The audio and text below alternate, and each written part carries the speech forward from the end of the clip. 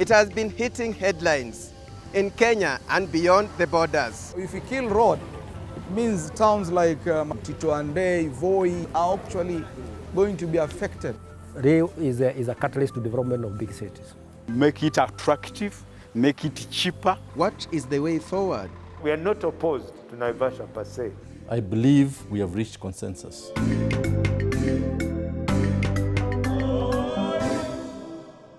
When you talk about cargo transportation via the standard gauge railway, this is where the journey begins, at the port of Mombasa.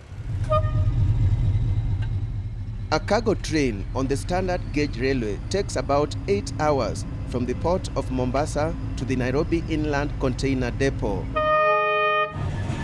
Those destined for Naivasha Inland Depot take about 10 hours. We and KPA, we coordinate the loading for the trains. KPA delivers the cargo to this loading point. It is the duty of Kenya Railways to ensure commensurate availability of wagons based on the number of containers that are given to us to rail. We target, as the government agencies, to do a train of 56 wagons at maximum within a span of 2 hours when the cargo is available.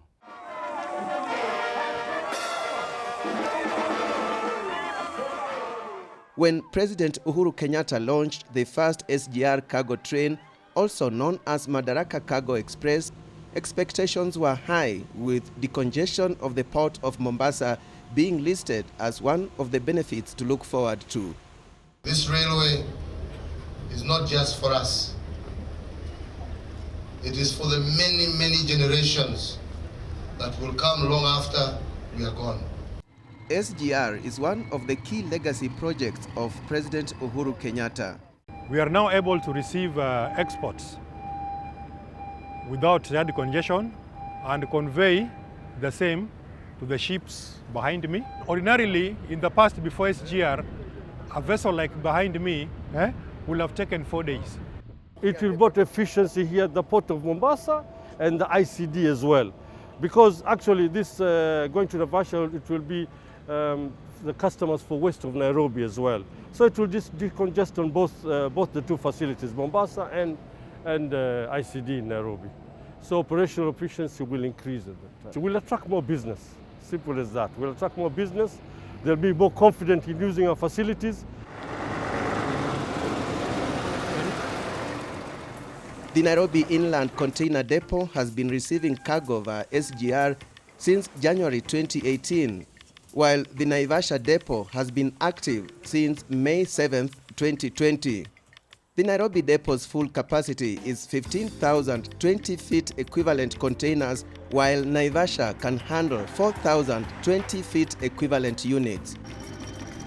Before the COVID-19 pandemic, the Nairobi Depot was handling an average of 9 trains per day, with the highest number ever recorded being 15 trains. During the COVID-19 period, it has been handling about 7 trains per day. Naivasha, on the other hand, has been handling 2 trains per day since it began operations in May 2020. In terms of paperwork, we have all the government agencies. We have Kenya Revenue Authority on the ground. We also have Kenya Bureau of Standards on the ground. We have public health also on the ground, and of course Kenya Ports Authority. Kenya's Cabinet Secretary in charge of Transport and Infrastructure, James Macharia, is keen to ensure operations at the depot are seamless.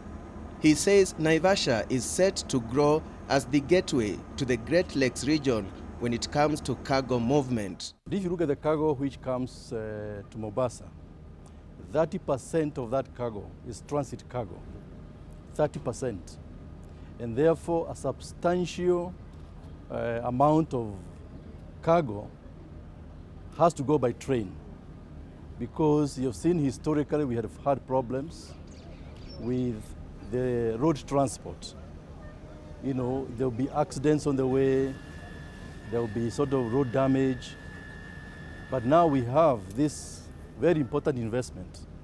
Ugandan traders have welcomed the idea of using Naivasha as a regional hub, but they want to be assured that there are enough facilities for loading and offloading. They also want a marshalling yard to be put in place, among other recommendations.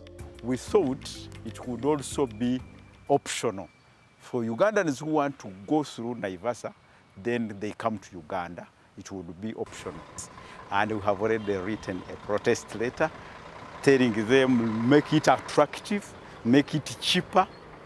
The Kenyan Cabinet Secretary in charge of transport and infrastructure and his Ugandan counterpart have since held consultations over the matter. What I've discussed with my counterpart is let Kenya try to make Naivasha attractive in way of reducing on some of the charges which is the traders are talking about. But also, they could make Naivasha optional. Those who want to use Naivasha can use Naivasha. Those who feel that I have my 1-car container which I can move from Mombasa on a truck, then they should also be allowed to do that. So we are not opposed to Naivasha per se. And we have actually agreed with Honorable Macharia, and he has given me evidence to show that Kenya is actually doing all it takes to ensure that Naivasha port becomes as functional as possible. I believe we have reached consensus that the only viable option is actually to use the ICD Naivasha. There are so many advantages. You know, look at the distance from Naivasha to Mombasa, 560 kilometers. So this truck driver can pick the goods from, can come from Maramba, pick the goods and go back.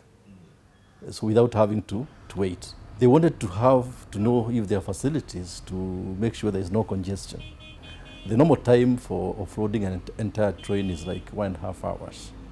But the idea we will have now is to do it within 1 hour, to offload 108 containers, which is what the train carries. Regarding the marshalling yard, this is the government of Kenya's assurance. They pointed out to the need of having that marshalling yard, and therefore we immediately commissioned the contractor to do this extra work.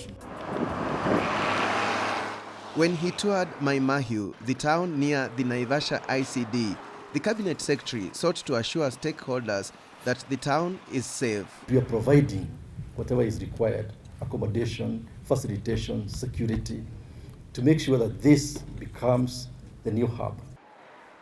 Also key is the outlet road. We have assured our partners that there'll be no congestion.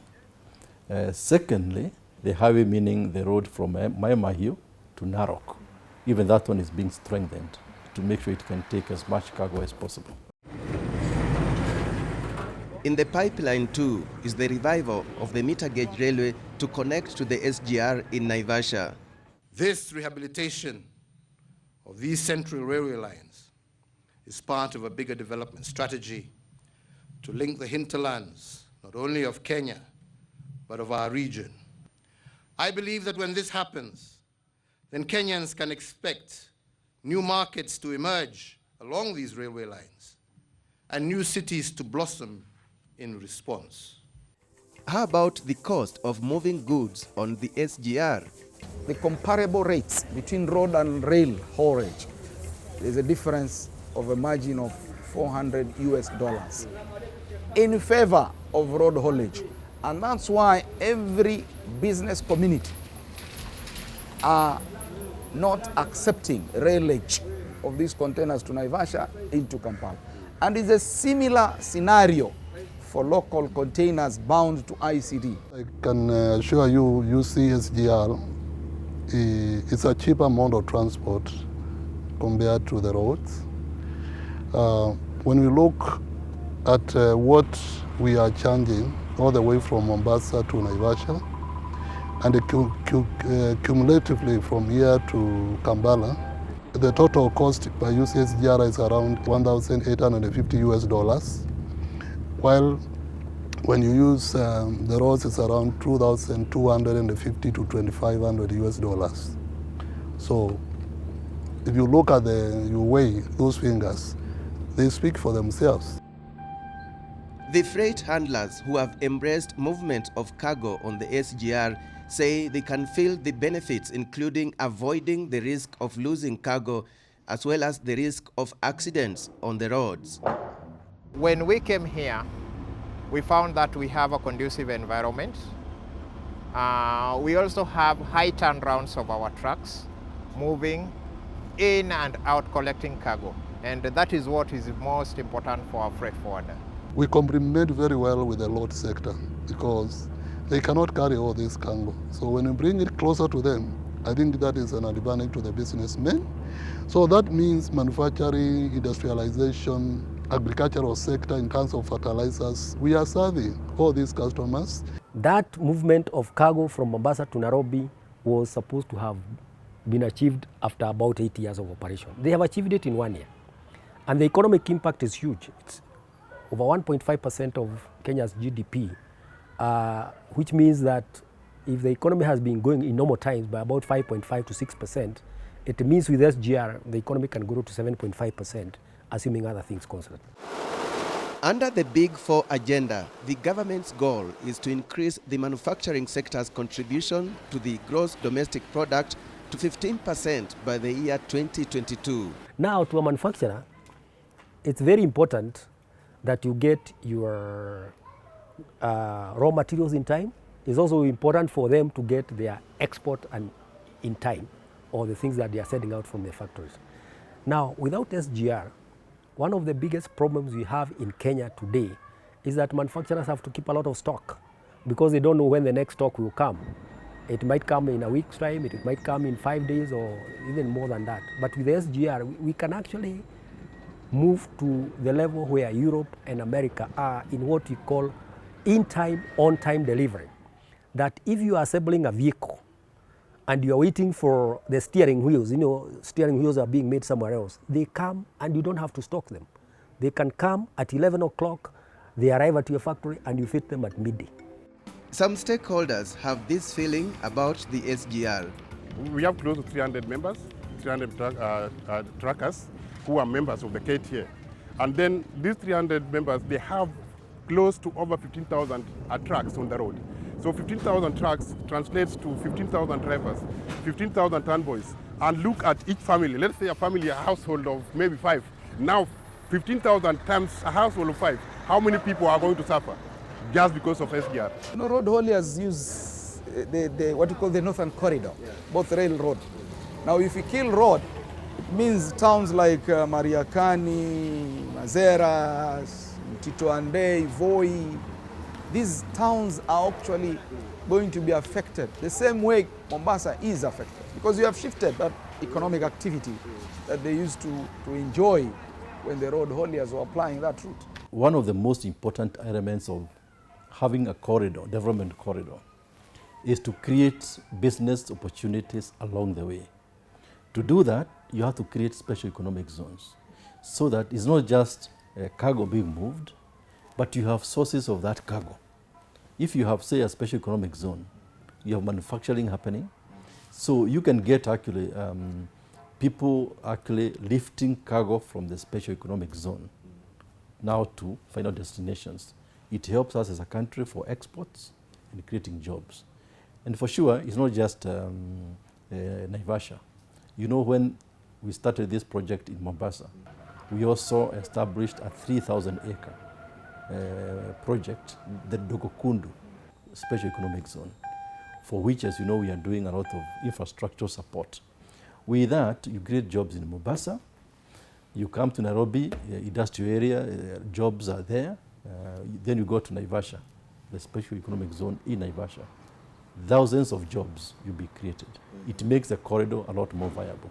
And there is a bigger picture in this debate, the fight against COVID-19, and this has featured prominently in the conversations between Kenya and her partners.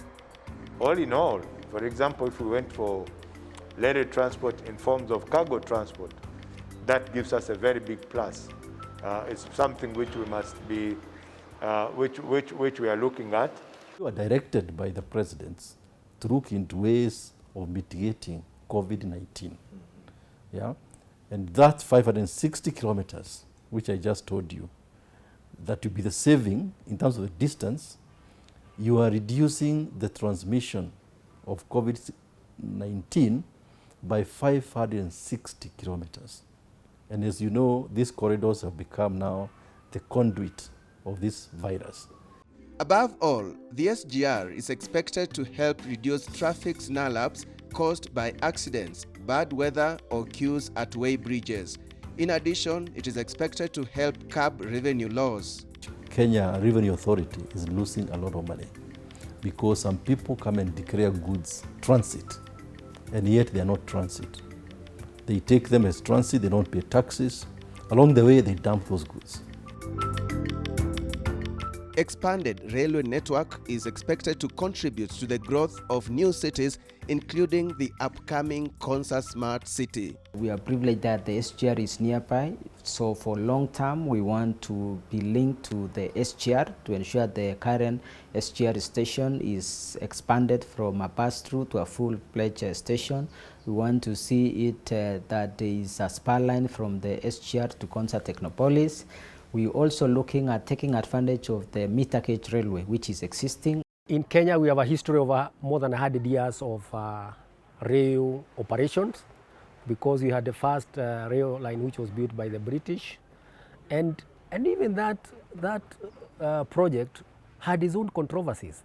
It was criticized in the British Parliament, and some of the members of Parliament said it was too huge a cost to invest in a wild country where you don't even know where you're going. That's why it was called the Lunatic Express. But look at how much it contributed to opening up of all the areas from the coast through Nairobi to Western Kenya and into Uganda and DRC and Rwanda. Now the same controversy we have here with the SGR, that the extension of SGR from Nairobi to Naivasha and onward to Western Kenya is a train, the rail to nowhere. It's not a rail to nowhere because it will open up development along that corridor. In conclusion, railway transport has been hailed the world over as a game changer, with many nations investing heavily in it. Kenya and her partners in the Great Lakes region too consider it as an important mode of transport that will ease movement of people, goods and services.